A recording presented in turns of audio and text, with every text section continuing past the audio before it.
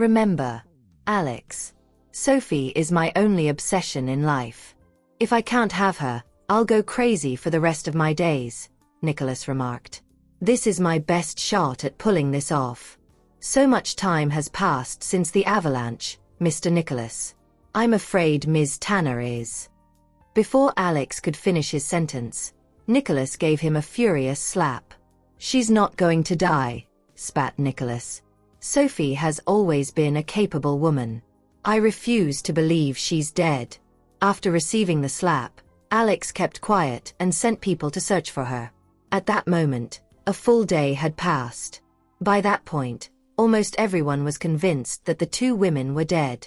Everyone thought that even if the duo wasn't buried alive under the snow, they would have frozen to death already. Thus, the president of Jetroina found no reason to continue the search. There are some things we must accept, even if we don't want to. What do we do now, Mr. President? Should the rescue team continue the search? The secretary asked. By this point, everything is just a waste of effort and resources. In fact, there's no need to keep searching for them. Yes. Ask our rescue team to cooperate with Chenia's rescue team. Whatever they do, we'll follow. The president didn't expect the Chenian leader would also care about the matter because he thought only Tristan and Nicholas were involved in the matter. What'll others think of us if we give up now when they didn't? That's why we must continue as much as I think it's pointless. In response, the secretary kept his silence. Naturally, I also hope she'll be fine, considering how many factions have joined the search. Still, no one is to blame for such a thing to happen. As everyone combed through the mountain for Sophie, they believed all they would find were two corpses. Since Tristan insisted on finding Sophie, no one dared to speak of it and kept on looking whether they were dead or alive. We found a lead, Mr. Tristan, the captain of the rescue team informed after his men detected faint signs of life. It was as though Tristan had come back to life when he heard that. What? Where? Yeah, where are they? Since you've found a clue to their whereabouts, you should dig them out quickly, exclaimed Felix. It has been a whole day. There's no way someone as delicate as Isabel can hold on any longer. She must be in agony right now. The captain responded, I've already asked my men to do that. 2 hours later, they finally found Isabel and Sophie. Felix felt his heart wrenched when he saw Isabel's pale, frozen lips as she was laid on a stretcher. I'll be heading to the hospital with Isabel first, Mr. Tristan. The only thing he could think of at that moment was Isabel. There's no way I'll feel at ease if she's brought to the hospital alone, especially now that she's unconscious. Go ahead, Tristan answered as he wondered why Sophie hadn't been brought out yet. While the ambulance sent Isabel and Felix to the hospital, the captain of the rescue team approached Tristan with a troubled look. What's going on? Where's the other one? Tristan had never been this panicked before. Please don't let anything happen to my girl. Here's the situation, Mr. Tristan. Ms. Tanner is trapped inside. Her leg is pinned under a giant rock. Right now, we can't move the rock recklessly. If we smash it open, another avalanche may be triggered. The situation is dire, but we're trying to figure out how to extract her. I don't care what you do. Just save her. Forget it. I'll go down there and take a look myself. If he wanted to descend into the hole, he had to borrow a rope, which the captain was hesitant to provide. You're a distinguished man, Mr. Tristan. I don't think it's a good idea for you to go down there. Don't worry. I'll devise a plan to save her. Additionally, Ms. Tanner is in a coma right now, so there's no point in you going to her. It's better if you wait here, the captain suggested. I'm going to take a look at her, regardless of what you think. It had been too long since Tristan last met Sophie, so he couldn't suppress his desire to see her, especially when he told her that he would always be by her side, no matter what happened. Since he insisted on going down there, the others had no choice but to throw a rope into the hole, allowing him to reach her. After he saw her situation in the hole, a terrible heartache struck him. Sophie's leg was incredibly swollen, and her face was ashen. Oh no. She looks deathly pale. Kneeling beside her, he held her icy hand and uttered, I'm here, Sophie. I told you I'd definitely find you. I know you're afraid right now, but you don't have to anymore. As long as I'm around, I won't let anything happen to you. I'm afraid she won't be able to walk anymore, Mr. Tristan, the captain commented. With how long this rock has been pressing on her leg, it'll be a miracle if she's not crippled. Save your words and get her out of here right now, commanded Tristan. You should leave first, Mr. Tristan. We're going to pry this rock away, which may trigger an avalanche. Just stop talking and do it. Tristan couldn't bear to leave. If I die, I want to die with her. Upon seeing that, the others silently prepared their tools for the operation. Meanwhile, Tristan personally directed the rescue. Sophie's a proud woman. She absolutely won't allow her leg to sustain permanent injury. If she lost her leg, she'll rather die than to live on. Another hour passed before the rock was removed. He carried Sophie in his arms while the people above the hole lifted them out. Once she was laid on a stretcher, the doctor examined her. However, he couldn't detect any vital signs. No matter how he tried to resuscitate her, it didn't work.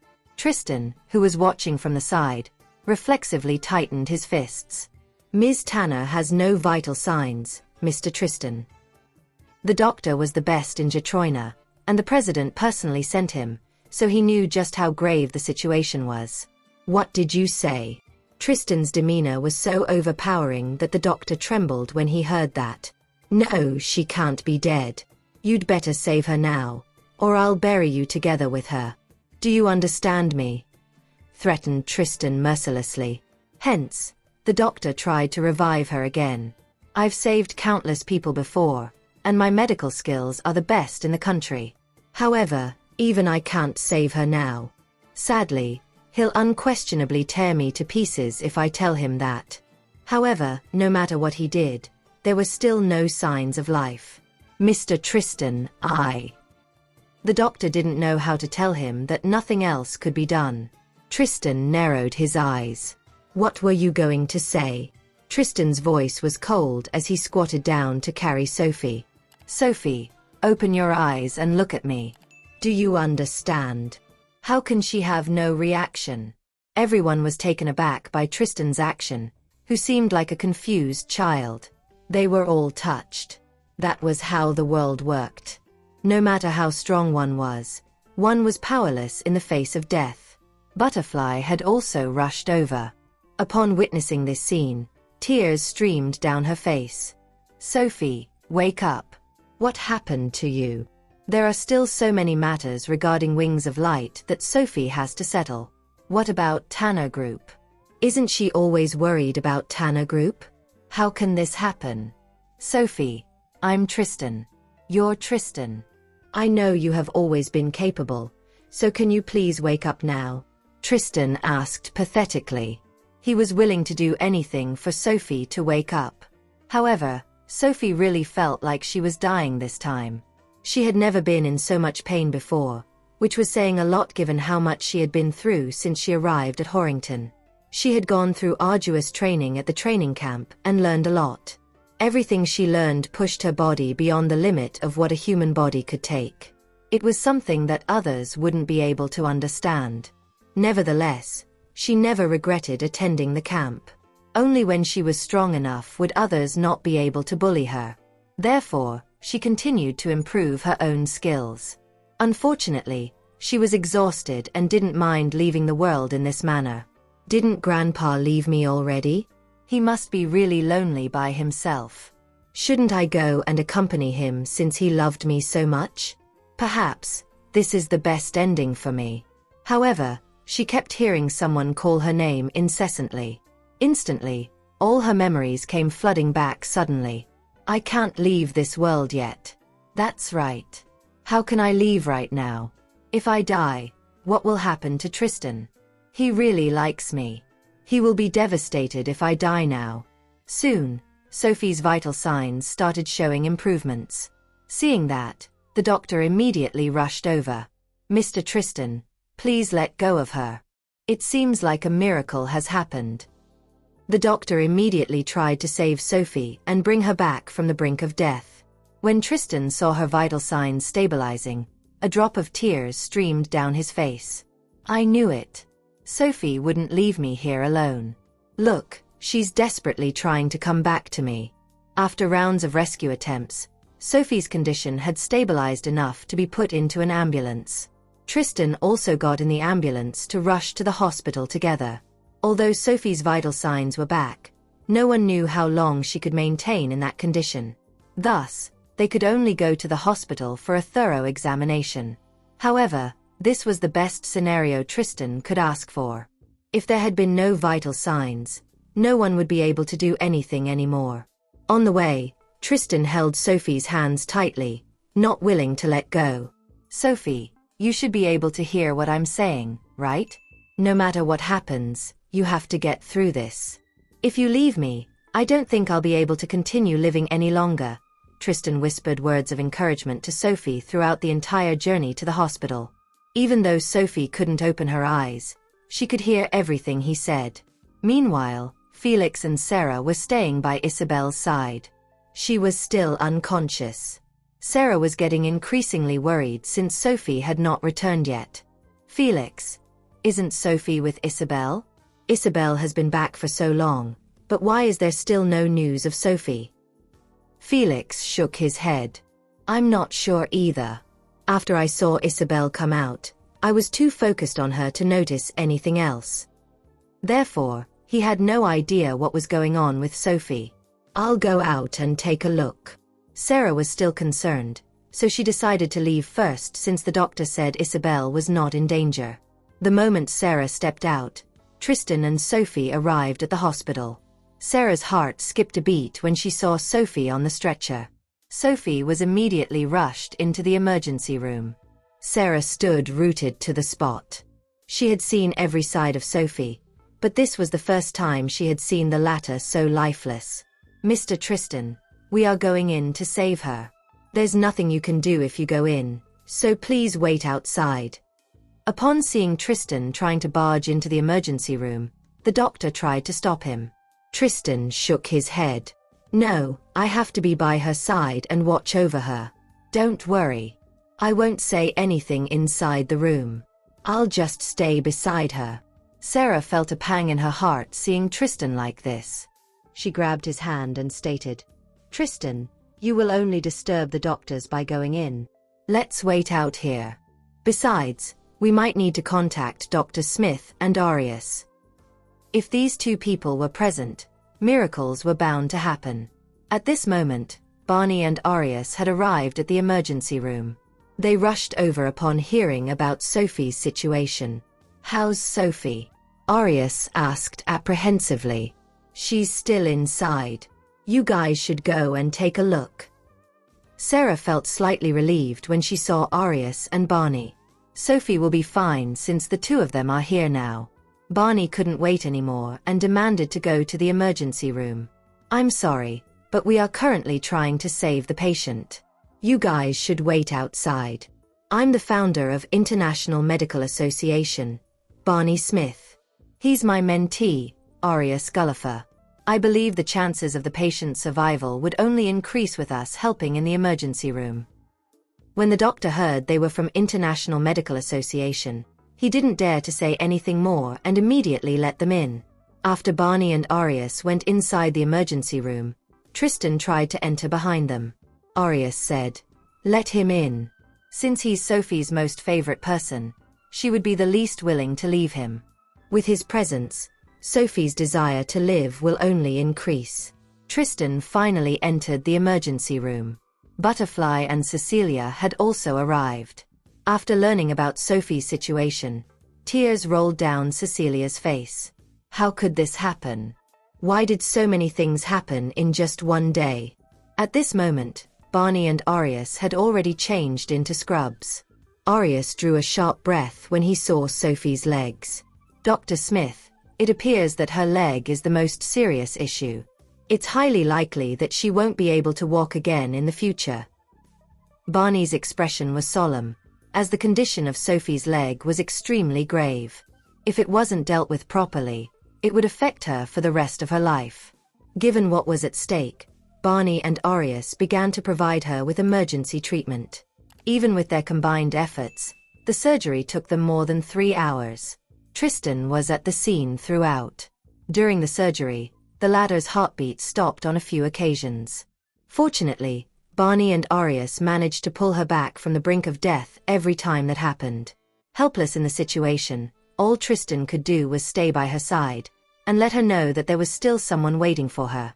He wanted to give her a reason to not give up fighting. Once the surgery was over, Barney and Arius emerged gloomily. As for Sophie, she was sent to the intensive care unit after receiving early-stage treatment.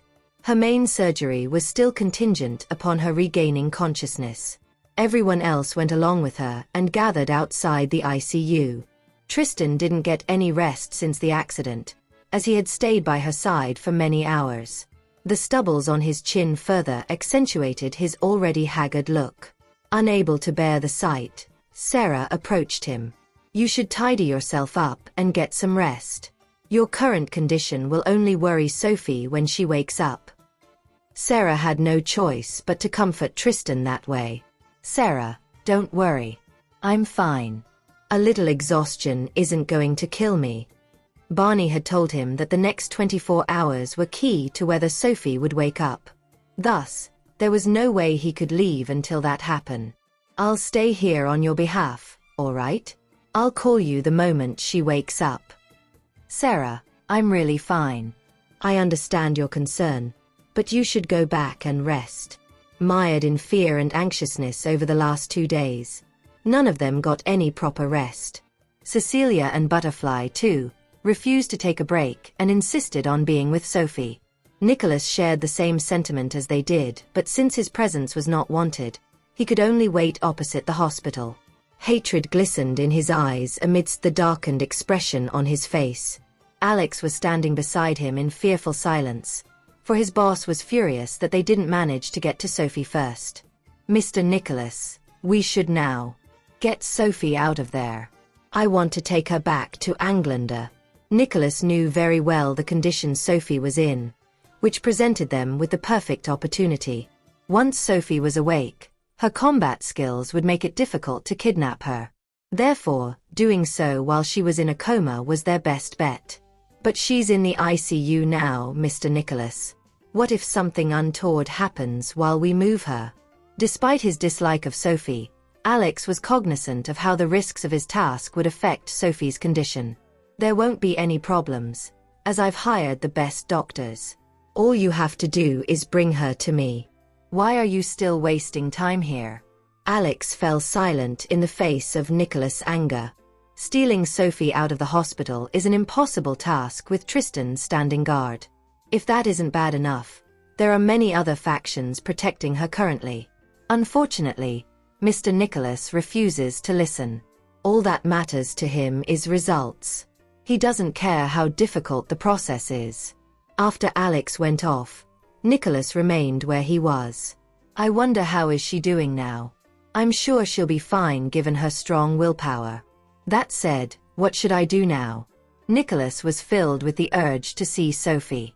"Damn it, I have to see her no matter what. I need to know that she's fine. Otherwise, I'll never be at peace." With that, Nicholas found a way to infiltrate the hospital. When he arrived at the ICU, he stopped in his tracks at the sight of Tristan. Despite the overwhelming urge to approach his dream girl, he decided to leave quietly when he recalled the plan he had in place. "Don't worry, Sophie. I'll definitely take you with me and protect you. You'll not come to any more harm." After allowing Sophie to suffer such grievous injuries, Tristan is no longer worthy to be by her side. "All this wouldn't have happened if she had gone back to Englander with me. Who are you? Why are you sneaking around?" Arius noticed a man behaving suspiciously on his rounds to check on Sophie. Moreover, the man's silhouette looked familiar to him. Nicholas was wearing a black face mask when he turned around upon hearing the familiar voice. "I'm sorry. I lost my way." Upon replying with a deep voice, he left in a hurry, eliciting a furrow on Arius' brows. "What is it?" Barney approached him from behind, oblivious to what had happened. That person looks like Nicholas from the back. Nicholas had never given up on Sophie and was ruthless in whatever he did. In that case, we had better be more vigilant. No matter what, one can never be too cautious. Meanwhile, Nicholas had walked out of the hospital. Sophie is in good hands with both Arius and Barney present. There's no medical issue in this world that those two can't solve. It's just a pity that I didn't get to see her despite taking such a huge risk. Alex, who was waiting outside, heaved a sigh of relief when he saw Nicholas emerge. Why did he sneak into the hospital? Are you all right, Mr. Nicholas? Is he thinking of kidnapping Sophie with so many people guarding her? It's an impossible task. I'm fine. Let's go back. Nicholas was visibly upset. As for Alex, he didn't comment on the situation. After all, it wasn't his place as a subordinate to do so. It was just that Tristan wouldn't sit idly by and do nothing if he knew Nicholas was trying to steal Sophie away. Both these men had turned into mortal rivals. Neither was willing to accept defeat, while their resentment for each other was enough to want the other dead. What happened? How is she? Barney found it hard to wait any longer when Sophie didn't show any sign of waking up still. Arius shook his head. She's in a precarious situation now. If she still doesn't wake up, I'm afraid. Arius was reluctant to finish his sentence, but that was the reality they faced. Hence, silence was Barney's only response. Despite having treated countless patients, this was the first time he felt a lack of confidence. One good news was that Isabel had woken up. The first name she called out when she regained consciousness was Sophie. Felix had been by her side the entire time, and when he heard her call out Sophie's name, he immediately held her hand. Isabel, I'm here. Don't worry. We found Sophie. Isabel opened her eyes, and the sight of an unshaven Felix greeted her.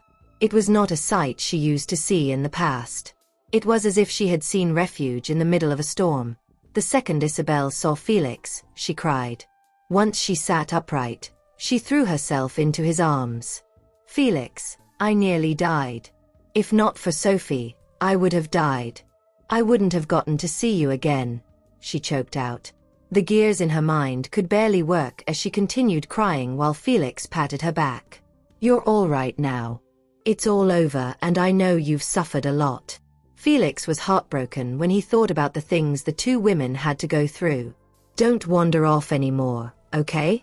Okay, Isabel whispered, still sniffling and hiccuping. She would never wander off ever again. Right. Where's Sophie? I only remember her bleeding a lot. How is she now? Felix knew how concerned Isabel was for Sophie, so he did not know how to tell her about Sophie's condition. Why aren't you saying anything? I survived. Sophie's an amazing woman. She'll be fine too, right? Nothing will happen to Sophie. Sophie, she hasn't woken up yet, was all Felix could say to her. He did not dare to tell Isabel how severe Sophie's condition was. No. I must see her. I can't be at ease until I see her with my own eyes. If it wasn't for her trying to save me, Sophie wouldn't have fallen into the hole with me. How can I just lie here and not check on her? What are you doing? Isabel, you haven't recovered, so don't move around. You have to rest well so that others won't worry about you, all right? Sophie was in a bad state, and everyone was anxious about her. It was not as if Isabel was going to be of any help even if she were to see Sophie. At that, Isabel stopped all her movements. Felix, are you blaming me for this? That's what you mean, right? So Sophie's condition must be very serious. No. I can't stay here. I have to take a look at her. Just let me be. Isabel struggled to climb off the bed, but she would have fallen if not for Felix catching her in time.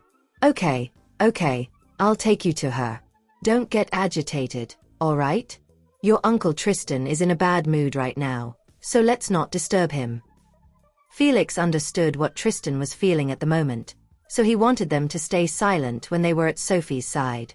Hearing that, Isabel became even surer of Sophie's dreadful state.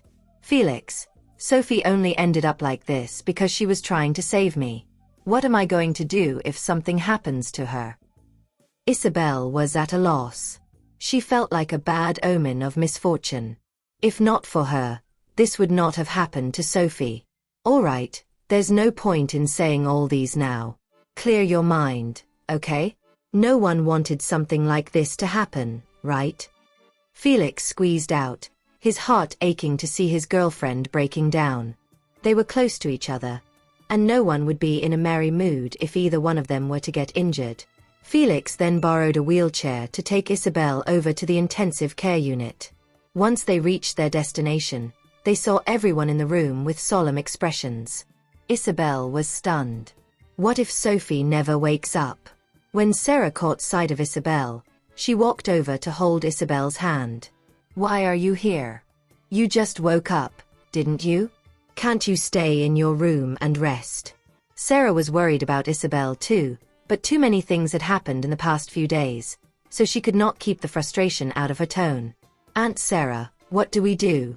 What are we going to do if Sophie doesn't wake up? What is Uncle Tristan going to do? Once again, Isabel's tears fell. Sarah was at a loss as well. No one wished for something like that to happen. That's enough. You should go back and rest first.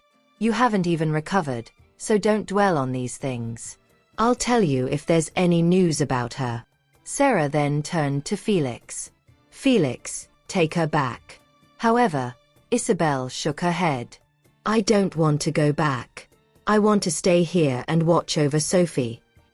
How can I go back to my room at a time like this? This is all my fault. Things wouldn't have turned out this way if it hadn't been for me. It's not as if you can help her out in any way if you stay here. No one can do anything. It's all up to Sophie now. They were only lingering in the room to console themselves. Felix nodded in agreement. Okay, we'll head back first. Sophie ended up this way to save you. I'm sure she'd want to see you safe and sound when she wakes up. Therefore, the one thing they could do at that moment was not to stir up any more trouble. In the blink of an eye, Isabel was taken away from the intensive care unit. She started spacing out after going back to her room. She dared not think of what she would do if Sophie truly could not wake up. In the meantime, Tristan remained by Sophie's side. For every second she spent in bed with her eyes closed, Tristan would tell her things about them. He would tell her how much he loved her and how he could not live without her. There was no way he was ever going to let her go. Sophie, I know you must be tired, but it's been such a long time since you started resting. It's about time you come back to us, right? Please wake up soon.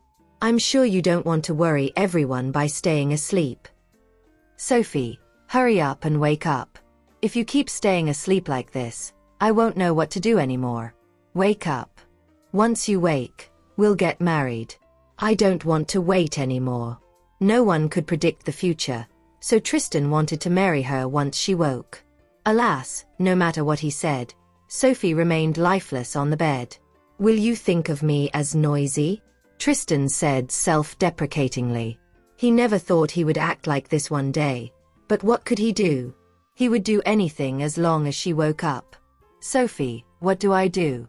I'm really afraid. I'm scared that you won't wake up. I've never been so scared of anything in my life, but I'm terrified now. I even hope that there are supreme beings in this world. That way, I can pray to them for you to wake up. There was nothing anyone could do to avoid accidents like this. But why Sophie? Why her? Drops of tears splashed onto the back of Sophie's hand. The legend of Gypsdale was now feeling as helpless as a child. Sophie wanted to open her eyes, but her eyelids were too heavy. Who's crying? Is there really someone in this world who would cry for me? She tried her best to open her eyes, but she simply could not. What can I do now? My heart aches to hear this person cry. Sophie's eyelids felt as heavy as 1,000 pounds of lead, but she pried them open with her indomitable willpower. What greeted her was the sight of a man who loved her to his core but who appeared utterly disheveled. A state she had never seen before. Tristan, what has happened to you? she asked in bewilderment. These were not the first words Tristan had expected to hear from her. Sophie, you're finally awake. I thought I'd never see you again, he exclaimed before adding, from now on, you must never leave my sight. Do you understand? Tristan could not imagine having to face another episode as traumatizing as this. Okay, she replied, a faint smile gracing her lips. It is so wonderful to see him again. She thought she was a goner, and she never imagined she would have another chance to see the world again. I know you will look for me. She trusted him completely. That was the reason why she could persevere for so long. After a brief period of coming to consciousness, Sophie fell asleep again.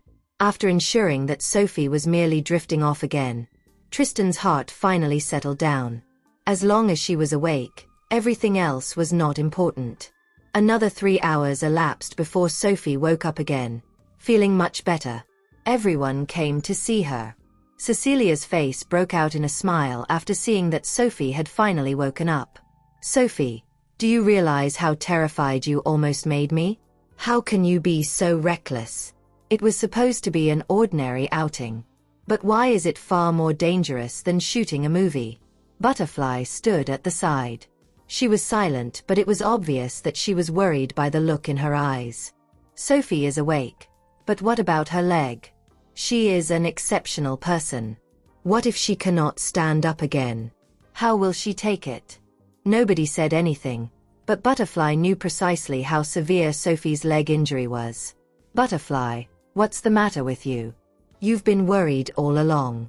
Why are you so quiet now? Cecilia found it strange how silent she had become. She had never been this quiet. Butterfly shook her head. I know you have much to say, so I'll give you a chance to speak, Butterfly replied lightly. Sophie's lips curved into a smile. She had not anticipated Cecilia and Butterfly's relationship to have improved so much. Isabel ran over upon learning of Sophia regaining consciousness. By then, she had recovered quite a bit, but her body was still incredibly frail. Sophie, you're finally awake. I was so afraid that I will never see you again, Isabel exclaimed as soon as she entered the room. Seeing that Isabel was doing well, Sophie felt at ease. Don't worry. I'm fine. Look at me, I'm fine, she said reassuringly. Well, but you bled so much, I was terrified. Isabel remembered the scene vividly, and fear shot down her spine. It's okay. I have a lot of blood. It doesn't matter if I lose some, Sophie said nonchalantly. Tristan didn't want to speak. Isabel, stay away from Sophie from now on, he said sternly. Isabel couldn't say anything this time, for everyone seemed to think it was her fault. Things wouldn't have turned out this way if it weren't for her. Sophie wouldn't be lying in a hospital bed.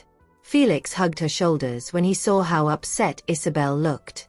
Tristan, what's the point of saying this now that it has already happened? Isabel is already living with guilt. Besides, it was an accident, and no one wished it upon Sophie. But now that it has happened, nothing can be done about it. Don't you think? He said. Isabel bit her lower lip, grabbing Felix's hand. Felix, don't say anything now. This is my fault. If I hadn't been so playful, this wouldn't have happened to Sophie, Isabel said. Sophie has been so kind to her. However, this is how she repays Sophie. Look at what she has done. Sophie is suffering because of her. The look in Tristan's eyes was very cold. Tristan couldn't forgive Isabel, even though she was his niece. No one was as important as Sophie. Sophie held Tristan's hand. It's okay, look at me, I'm fine. It was an accident, and no one is to blame, said Sophie. She couldn't stand looking at Isabel's sad face. In fact, everyone had good intentions. They hoped that she could go out and take a break. But unfortunately, the accident occurred. Now that everyone else was okay, she felt relieved. Otherwise, guilt would have swarmed her. Sarah watched from the side, not knowing what to say. She was the one who brought Sophie out, but she couldn't protect her.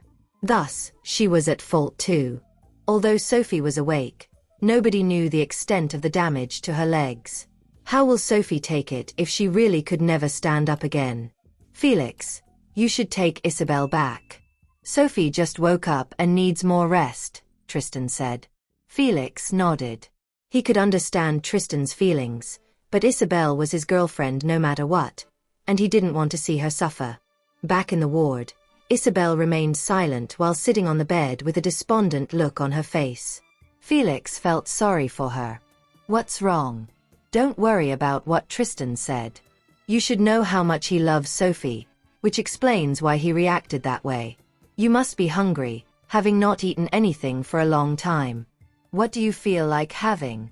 I'll get it for you. Felix tried his best to make her happy. Isabel was always a happy-go-lucky girl, but now she was all devastated. Felix, can you keep quiet for a while? I want to be alone. You don't need to comfort me, she said. Ha! I don't deserve this. I couldn't help anyone. Even worse, I'm a troublemaker. I must be a burden to my friends. Felix was speechless. Isabel was a stubborn girl. Once she had decided on something, it would be difficult for anyone to change her mind. Isabel, I'm serious. This has nothing to do with you.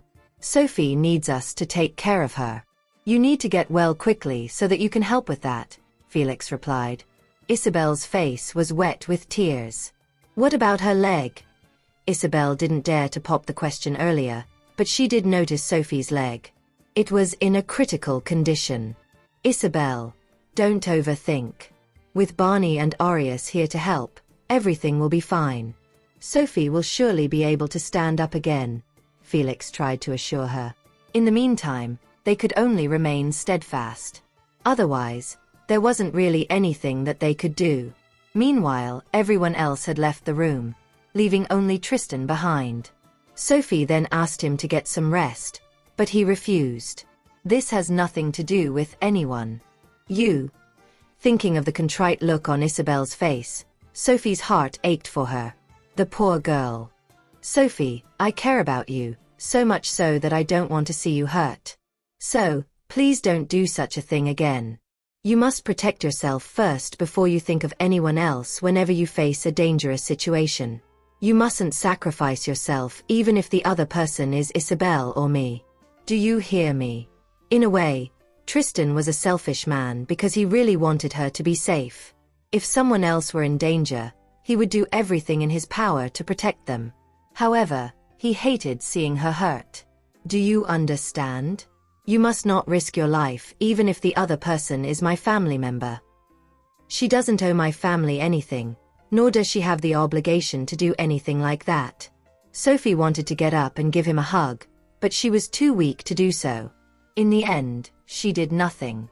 I didn't save her because she's your family member. I save her because she's my best friend. You don't have to feel burdened. How could he think that way? Even if the other person was a stranger, how could I run away in that situation? Even so, she did not dare to tell him what was on her mind.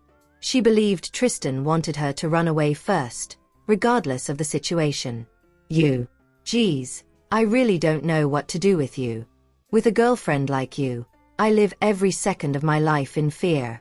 Sometimes, I wish you were not that capable. That way, you'll behave and not suffer so much. What Tristan feared the most was seeing her in pain. Do you regret meeting me? You wouldn't have to endure all this if you didn't meet me, Sophie commented. She knew she could be disobedient sometimes. Thus, she could not help but wonder if he was regretting it. To her surprise, Tristan shook his head firmly. How could I? Meeting you is the luckiest thing that could ever happen in my life.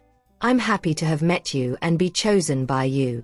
After all, there were many men out there who liked her.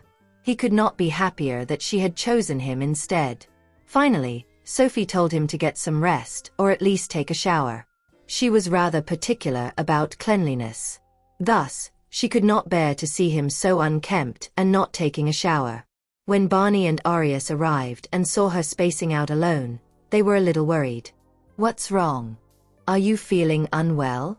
You must tell us if you're feeling unwell, said Arius immediately. Tell me, Arius. Is my leg's condition serious? It was the first time Sophie brought that up ever since she woke up. After all, she was well versed in medicine. Naturally, she knew there was no sensation in her left leg, and that made her panic. If I can't walk anymore, I have no right to stay by Tristan's side. Knowing what an outstanding man Tristan was, she could not bear to let him have a cripple as his wife. It was totally unacceptable for her. Aureus glanced at Barney. I told you we can't hide this from her. Don't worry, Sophie. Dr. Smith and I are here. We won't let anything happen to your leg. We're already thinking of a solution. Don't worry, okay? We won't let you become crippled from the incident, Aureus assured. No matter how hard it would be, they would not let her down. You really don't have to worry about it, Sophie. Aureus and I are here. Nothing will happen to your leg. Barney knew how serious her leg's condition was. Do you feel nothing? Although Aureus knew about the condition, he still wanted to confirm it with her. Sophie nodded in response. That was precisely what terrified her. She could not remember how long it had been since she last felt the feeling of fear. All right. I've taken note. Don't worry. You'll be fine, Aureus assured, vowing to not let anything happen to her. With that, Barney and Aureus stepped out to think of solutions. As Sophie lay in the room by herself, she began sinking deeper into the endless sea of fear. Just then, a tall, burly man entered with a mask. Even so, Sophie recognized who he was. It was none other than Nicholas. Why are you here, Nicholas Sable? In the past, Sophie would not be the slightest bit afraid of him. After all, she would not lose if they actually got into a fight. However, things were different now. She could not move her leg, and she had just awakened. Therefore, Sophie was no match for him. Regardless, Nicholas felt his heart ache at the sight of her pale face and wounded leg. I'm here to pick you up. Look at you. Whose fault is it you're injured now? Isn't it all because of Tristan? He didn't take good care of you. Come with me, Sophie. I promise to take good care of you in the future, and I'll never let you get hurt. It's all Tristan's fault. She was with him, yet he failed to protect her. Whose fault is it if not his? Sophie frowned as she thought Nicholas had lost his mind again. Unfortunately, she was currently no match for him, so she could only pray for Tristan to return sooner. Nicholas, this was an accident. It has nothing to do with Tristan. Why are you still standing up for him? Do you know how serious this is? You almost died, Sophie. If not for Isabel, would you have become like this? Nicholas was truly enraged. To him, the Lombard family was trash. He believed Sophie would not have ended up like that if not for the Lombard family. Noting how hysterical Nicholas was, Sophie tried her best to buy time without angering him. Nicholas, surely you've seen my leg. I can't move now. Besides, Barney and Aureus are thinking of a solution now. I can't leave with you. Indeed, she had to get her leg treated here. Nicholas furrowed his brows when he heard that. Don't worry, Sophie. I'll take the two with me. I won't harm anyone who's good to you. That rendered Sophie speechless. There was no use talking sense into someone like Nicholas. Nicholas, have you forgotten that I practice medicine? It's not advisable for me to move now. I bet you must be lying about liking me. You don't even care about my well-being. Nicholas' frown deepened. No way. You have to believe me, Sophie. I'm the only person in this world who loves you the most. No one comes close. Then why are you so insistent on taking me away? Sophie fumed. As I said, Englander has better medical facilities. That's why I'm taking you back to get treated. Nicholas was doing it for her own good. It did not make sense to him that Sophie could not understand his intentions. I don't need it. If Barney and Aureus don't have a solution, then there's no one in this world who can help me. Why are you still not listening to me? If you left Tristan earlier, this wouldn't have happened. Just exactly what is it about him that makes you so loyal to him? Nicholas could not understand her. That's enough. Let's leave now or it'll be troublesome when Tristan comes back.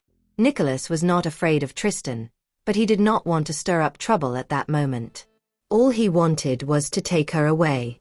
Stay where you are, Nicholas. Sophie was utterly displeased with the situation. It was an awful feeling not being able to deal with someone like Nicholas. Even worse, she had no choice but to let him do whatever he wanted. Don't worry. I'll take good care of you as long as you leave with me. We'll definitely love each other in the future. Nicholas was willing to ignore everything that had happened in the past. After all, he still loved her. It was at that moment Sophie realized she could not communicate with a madman. Sadly, no one realized a maniac had entered her room. That feeling made her feel worse. Nicholas had already prepared a wheelchair knowing that she could not walk. Right then he walked to her bed, wanting to carry her to the wheelchair, and put a wig on her. Nicholas. Sophie was infuriated, yet there was nothing she could do. Don't touch me. She never liked anyone touching her. Hearing that, Nicholas held her by the chin and said, "Look at you. You've lost weight. It's all because Tristan didn't take good care of you. I'm not wrong about wanting to take you away. That's enough now. It's time you behave. I'm doing everything to take you away only because I really love you. Then again, I know how much you hate me. I'm sorry for what I'm about to do. I just don't want to cause a disturbance for others." With that, Nicholas pulled out a syringe. Sophie immediately widened her eyes and stared at him in utter disbelief. He prepared so many things. He's really set on taking me away. I'll be gentle. It's only a sedative and it's harmless to her. There's nothing she has to worry about. Nicholas, Barney and Aureus are here. If I leave this place today, I might not be able to stand in the future. Do you really wish to see me like that? Didn't he say he likes me? If he truly likes me, he should consider my well-being, right?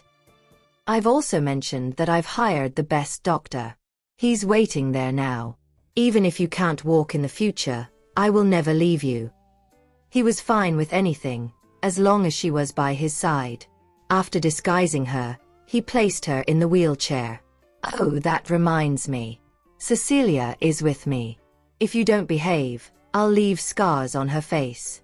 If I remember correctly, she relies on her looks to make a living. I show no one mercy apart from you, said Nicholas nonchalantly. That was how he was. Cold-blooded and merciless. Don't you dare touch her.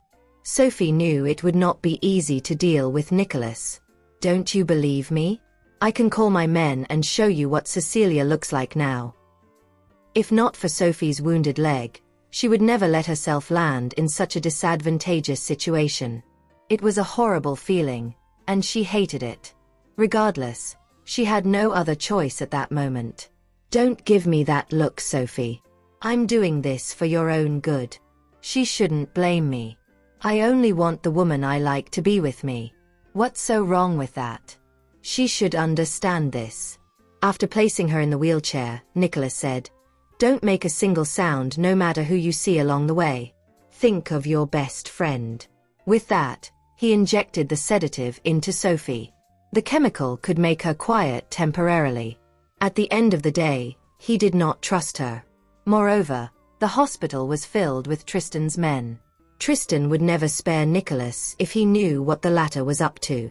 Hence, Nicholas had no choice but to use that method. Noting the hatred in her eyes, he put a mask over her mouth and said, "I love you, so I deserve your forgiveness for whatever I do." Soon, the wig and the mask were put on. No one will know she's Sophie, not even Tristan. All right. I'll take you home now. Nicholas had waited for this moment for a long time. Hence, he could not wait to leave the hospital as soon as possible. With that, Nicholas pushed the wheelchair out. That whole floor was crowded with Tristan's men. The sight of Nicholas pushing a wheelchair out still caught their attention. Just then, Sarah arrived to pay Sophie a visit. When she walked past Nicholas and Sophie, she did not realize the person sitting in the wheelchair was the person she was looking for. It was not until she opened the door to the ward to find an empty room did she realize something was wrong. With trembling hands, she hurriedly dialed Tristan's number. Just then, he had finished showering and was getting ready to return to the hospital when Sarah's call came in. "What's up, Sarah?" "Tristan, are you with Sophie now? Isn't she not allowed to leave her bed?" asked Sarah, holding on to the last shred of hope. "No one would be so crazy to take her away, right? There is no way she can leave the hospital in her current state." "What do you mean?" "Sophie's not with me now." "Is she not in the ward?" Not only did Tristan place many of his men outside the ward, but Sophie also could not get out of bed in her current condition. Sarah panicked when she heard that. "She's not in the ward. I just arrived, and the ward's empty. Who on earth took her away?" If this were in the past, Tristan would not be worried. However, things were not the same now. Sophie could not walk and had just awoken. She had not recovered all her strength yet. If someone wanted to harm her, it would be a piece of cake for them. "Wait there. I'll get my men to search the place." Tristan, too, lost his cool. Regardless, what was more important at that moment was to find Sophie as soon as possible. Otherwise, everything else would be useless. Meanwhile, Sophie really wanted to scold Nicholas, but she could not speak. "This freak is really crazy. It's no use no matter how hard I try to convince him." Nicholas looked more relieved the moment they left the floor. "This is great. It's perfect. Tristan won't be able to find us even if he discovers you're missing," he said. "This is the best ending. It's so great. Sophie, we can stay together forever now." Nicholas never wanted to part from her in the future. Tristan retrieved all the hospital surveillance footage, but someone had destroyed the surveillance cameras on their floor. Therefore, he had no choice but to look at other footage before finally spotting the suspicious person at the hospital's back door.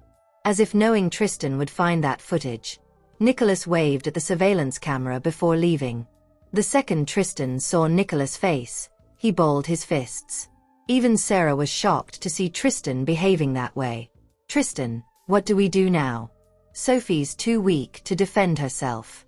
And now, she's been taken away. Where do we look for her?" "I have an idea since we know who took her.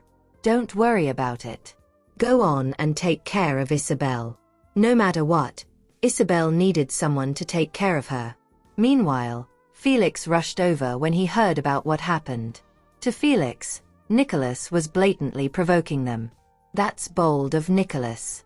The hospital's filled with our people, yet he had the audacity to come here.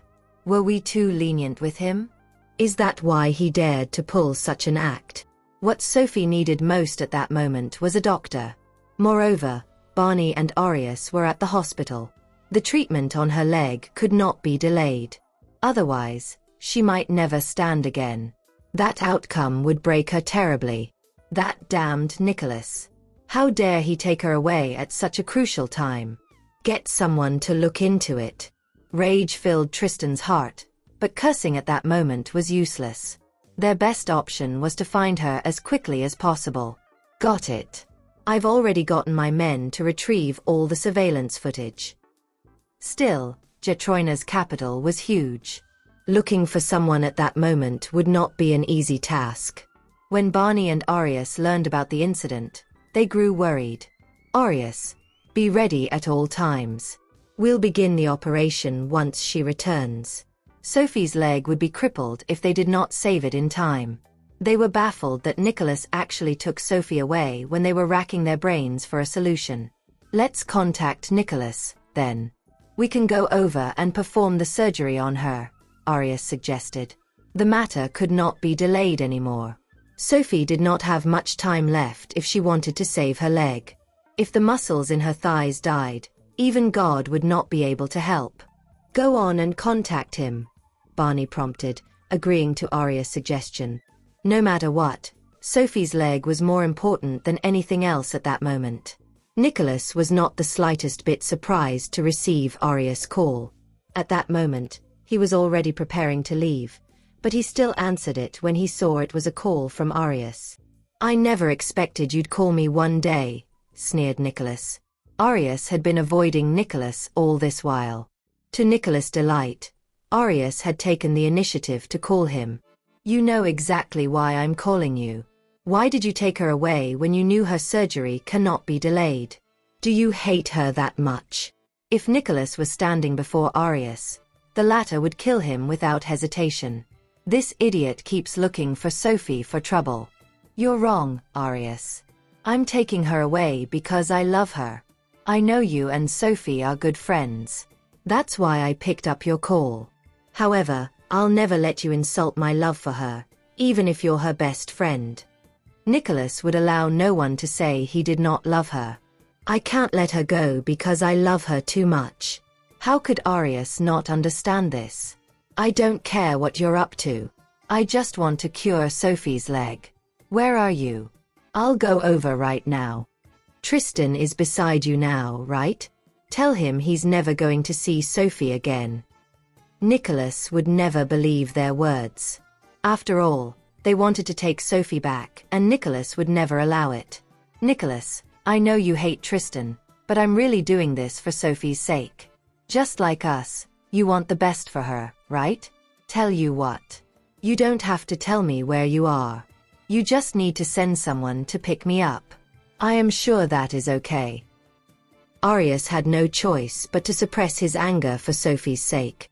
If not, he would lose his temper at the lunatic.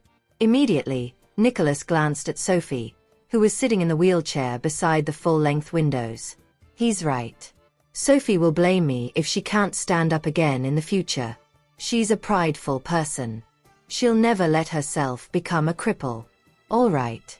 Don't you dare pull anything funny or I'll take Sophie away from this place. I need you to step out of the hospital first. In the end, Nicholas gave in. He, too, was worried the doctor he hired could not cure Sophie's leg. If that happened, he feared she would not like him anymore. Upon hearing that, Arius breathed a sigh of relief. After hanging up, he hurried off to get everything prepared. So, did he agree to pick you two up? Tristan, who had yet to find a lead, was anxious to find out what Nicholas said. Tristan, what you need to do now is calm down. Dr. Smith and I will go over to treat her leg first. It cannot wait anymore. Tristan was dumbfounded. All he wanted at that moment was to be by Sophie's side, but it looked like that was going to be impossible. You know how cunning Nicholas can be. If he finds out we've lied to him, he'll take Sophie away, said Arius. If that happened, it would be troublesome. Most importantly, Sophie was in Nicholas' hands, and she needed someone to take care of her currently. I understand. Go on and treat her leg, responded Tristan. He was willing to make a sacrifice because he knew how important time was to Sophie at that moment. Don't worry. Dr. Smith and I won't let anything happen to her. In the meantime, Alex kept shaking his head when he heard Nicholas' response. Mr. Nicholas, we need to leave now. We can't stay here any longer. Tristan must be mad that we've taken Sophie out of the hospital. Staying here will only put us in danger. Even Mr. Nicholas' father won't be able to deal with Tristan if he makes a move. Who's your boss now, Alex? Why do you keep making decisions for me these days? Perhaps I should let you take over my position, eh? But, Mr. Nicholas, we'll be in greater danger if we stay on here. What danger could there be? Does Tristan have the ability to do magic? Am I not a match for him? Nicholas was an egoistic person. Naturally, he was displeased to hear Alex's words. That's not what I meant. I just think. Remember this, Alex. I don't need you to think. What matters is what I think. Nicholas was the boss, so naturally, he had the final say. But Mr. Nicholas, Tristan, Alex muttered, his voice still tinged with worry. Oh dear. It won't be long before that man finds his way here. We may not have a problem dealing with him in Anglander, but we're currently in Jetroina. Who knows what will happen? Alex, am I inferior to Tristan in your eyes? Is that why you're so afraid of me going up against him? Nicholas asked coldly. There's no way Tristan and I can ever coexist. Only when either of us dies can the other be at ease. Otherwise, our fight will go on with no end in sight. That's not what I meant, Mr. Nicholas. I'm just worried about you, Alex hastily explained. Besides, how could he dare think so lowly so his boss? Have someone pick up Arias and Barney, Nicholas ordered. Since we can't afford to delay any longer with the operation on Sophie's leg, I want you to bring them here immediately. In any case, I'd feel better with those two around.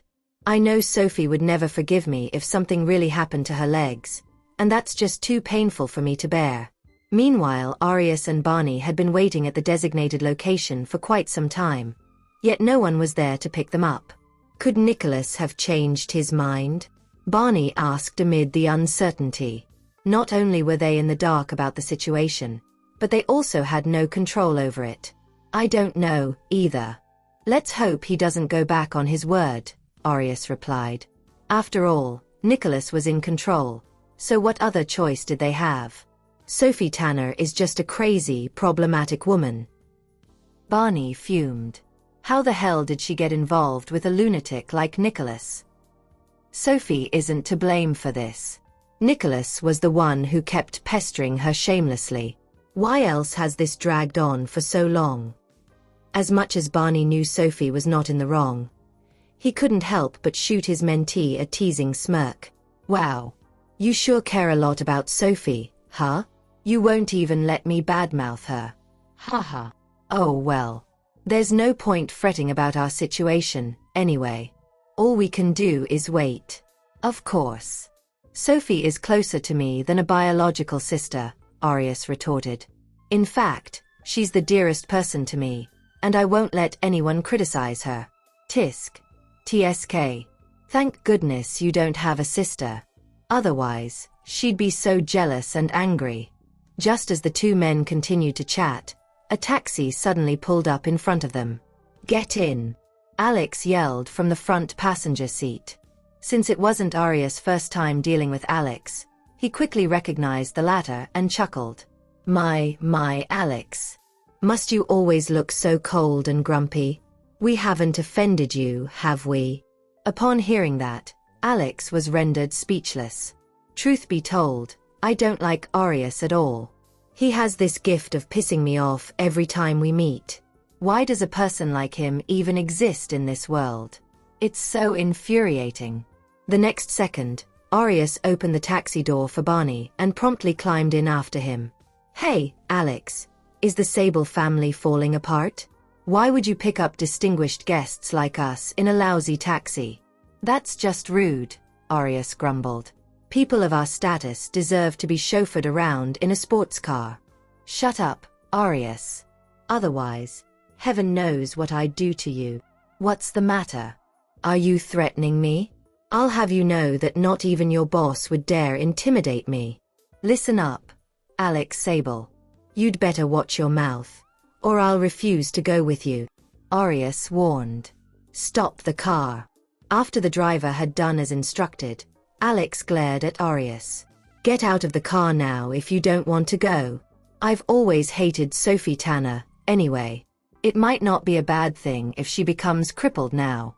Perhaps then Mr. Nicholas will finally get over her. In response, Arias huffed and gave a dismissive wave. Ugh. This damn jerk. Forget it. I'll make the trip for the sake of your life. Sophie's the most charming lady in the world, and if anything were to happen to her, I doubt your boss would spare you. In that case, I implore you to keep your mouth shut. I don't want to hear another word from you, Alex said smugly. Oh gosh. How has Arias even managed to survive till now? I'm sure there are scores of people who want to kill him. Since Alex had to check if they were being followed, he got their driver to drive around in circles until another taxi with the same license plate appeared. Before long, several more taxis had shown up, each with an identical number plate. Tristan, who was watching the surveillance, furrowed his brows. Is Nicholas that afraid of us? I can't believe he'd go to this extent to shake us off. Upon seeing the change in Tristan's expression, Felix, too, fell silent. Oh shit. Mr. Tristan must be furious that those people escaped from under our noses. I'd better watch what I say. In any case, Nicholas sure has wised up this time. What should we do now, Mr. Tristan? Keep searching. We must find her even if we have to turn over every stone in the world. Felix nodded. Of course, he understood Tristan's sentiments. If Sophie were to disappear without a trace, the latter would undoubtedly wallow in self-blame. Therefore, he had to do everything he could to track her down. Meanwhile, Alex had successfully taken Arius to Barney to their current accommodation. Upon seeing Nicholas, Arius took a deep breath. Ugh. This guy's a complete maniac. Then again, what choice do I have? No one knows what stunt he'll pull next, so I'll have to be extra cautious around him. You'd better not give our location away, Arius. Otherwise, I'll kill you. Arius couldn't help but roll his eyes. Nicholas Sable, are you out of your mind? Do you know the kind of danger that Sophie's in now? Why would you still bring her to a place like this? She might die any time, for goodness sake. Even though it was an exaggeration on Arius' part, Nicholas' expression quickly slid into a frown. Shut up. She won't die. Ha. Do you think she won't die just because you said so? Come on. Are you the doctor, or am I? Where is she? Let me warn you again, Arius. You'd better not try to pull any tricks with me. I have zero patience with you. Understand? With that, Nicholas promptly led the two men to Sophie's room. The latter was initially lying gloomily in bed, but as soon as she saw Arius and Barney, her face lit up. You don't have to worry anymore, Sophie. Now that Arius and Barney are here, you'll be up and about in no time, Nicholas reassured lovingly. Sophie, however, was incredibly frustrated at being the target of Nicholas's affection. Oh my gosh. What on earth does Nicholas like about me? I've never treated him kindly, so why is he still so obsessed with me? You can take your leave now, Nicholas. She doesn't want to see you, Arius said without skipping a beat. Deep down, he was only too happy to see Nicholas in such an embarrassing and awkward position. Arius, this is my turf, Nicholas warned coldly. He couldn't bear to lay a finger on Sophie, but he couldn't say the same about Arius. Sophie, did you see that? He has the nerve to threaten me. Arius immediately went over to sit on Sophie's bed. She shot a look at Arius. Can't Arius read the room? Nicholas is a lunatic. There's no telling what he'll do if Arius gets him all riled up. Get a good rest. Just tell me if you need anything, Nicholas said before leaving the room. Sophie, are you all right? Did he do anything to you? Arius was a reckless man, but he cared a lot about Sophie. Don't worry. I'm all right. I have to say, Nicholas is really smitten with you.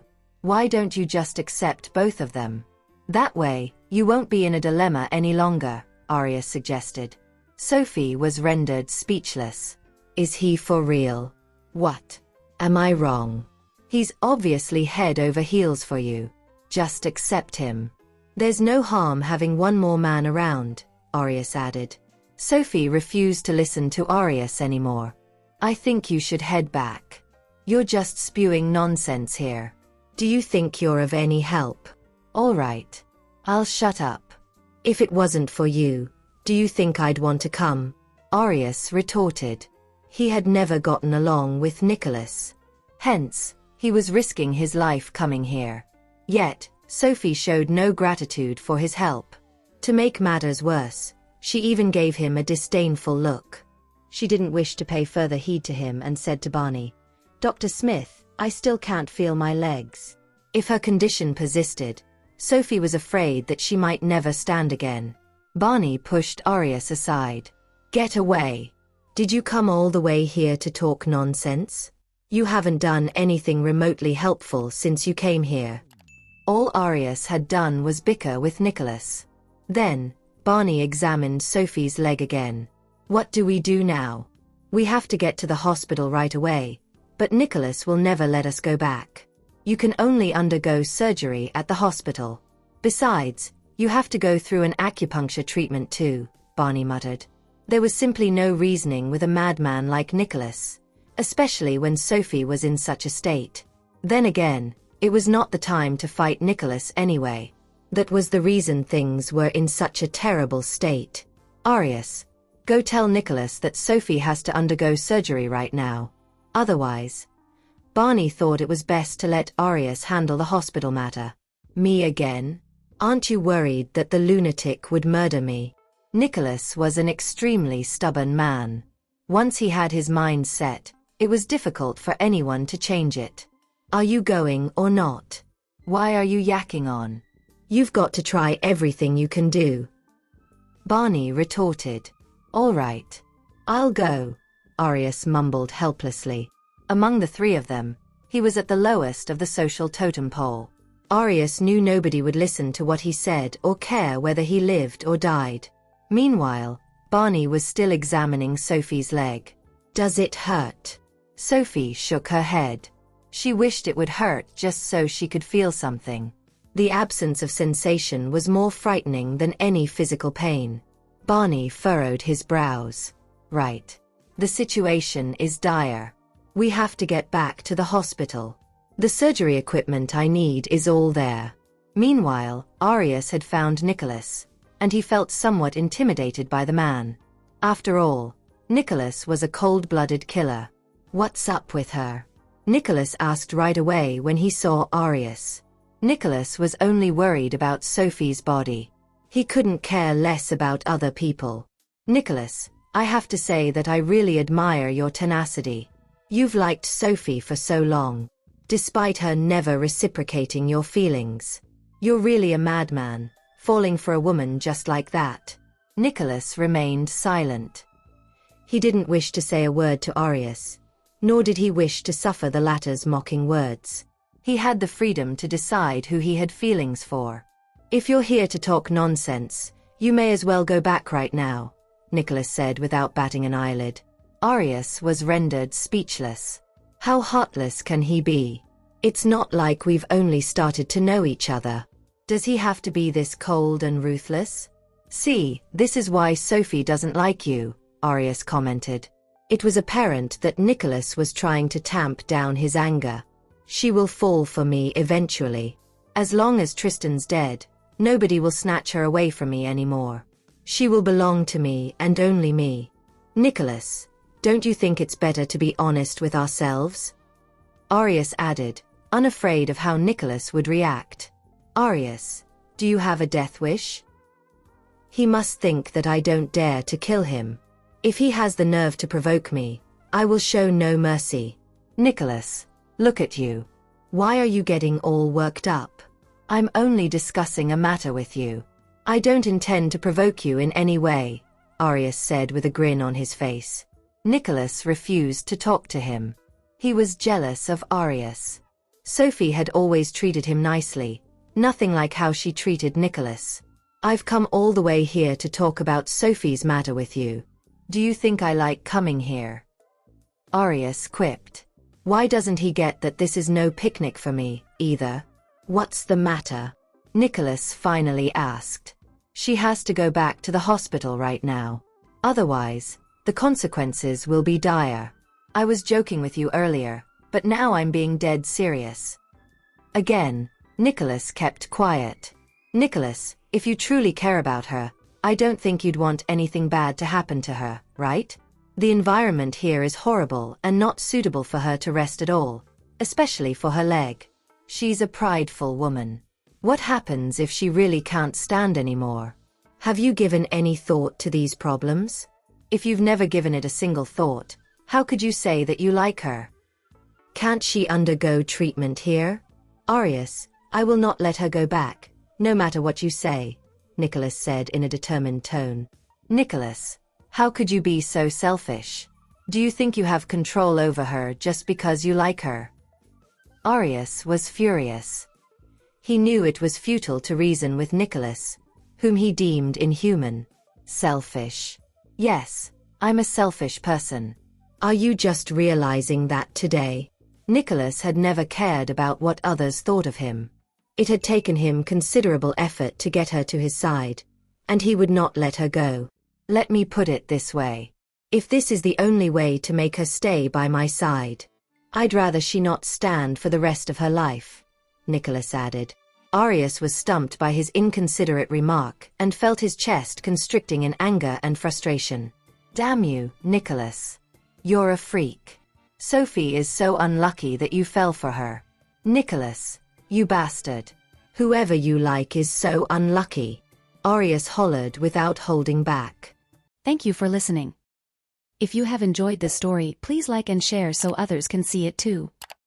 Also hit the subscription button and notification bell so you can be notified on our next release. Thank you for your support. God bless you.